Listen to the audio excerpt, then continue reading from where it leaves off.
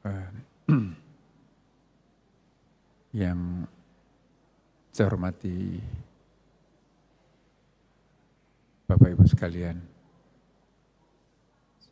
saya nggak tahu, saya kok seperti sangat emosional ya, karena melihat wajah Pope itu seperti kami sangat terharu ya. Masih saya membayangkan ketika kami bersama di Masjid Istiqlal dan ketika kami mendapatkan undangan dari beberapa negara ya, untuk membahas tentang deklarasi Istiqlal dan Vatikan, Imam Besar dan Pope. Dan dua poin yang sangat penting, saya mohon untuk kita semuanya, komunitas umat Katolik dan Islam, agar betul-betul memperhatikan pesan Pope.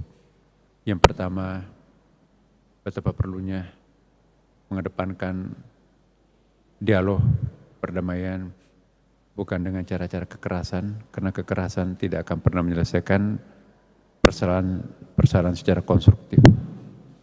Yang kedua, ini yang sangat baru, bagaimana menggunakan bahasa agama, mengajak kepada warga, umat beragama, untuk sadar sepenuh hati, bersahabat dengan lingkungan hidup, lingkungan alam. Jadi kita jangan sampai merusak alam, mempercepat proses dunia ini kiamat.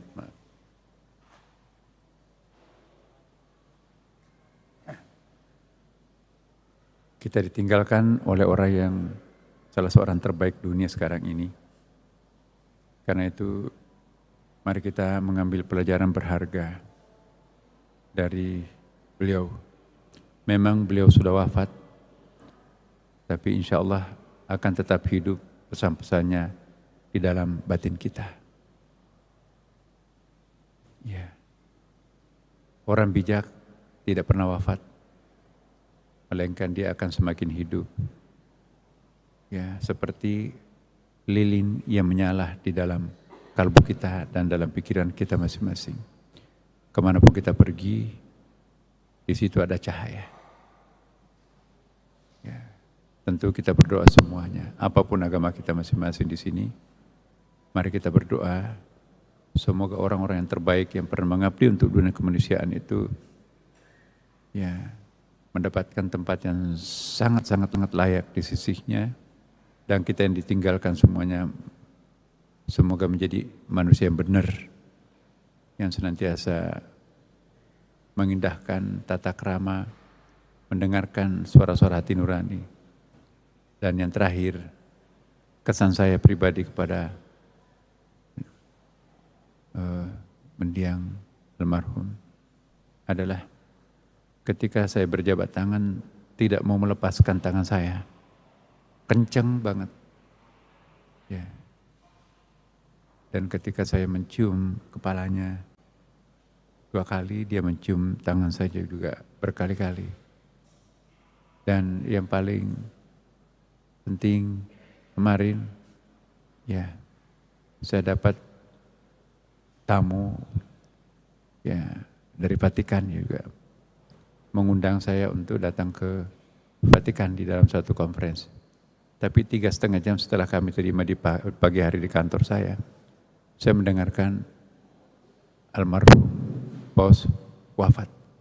Jadi saya langsung tersentak ya. Saya akan tanyakan tadi pagi bagaimana kondisinya Paus.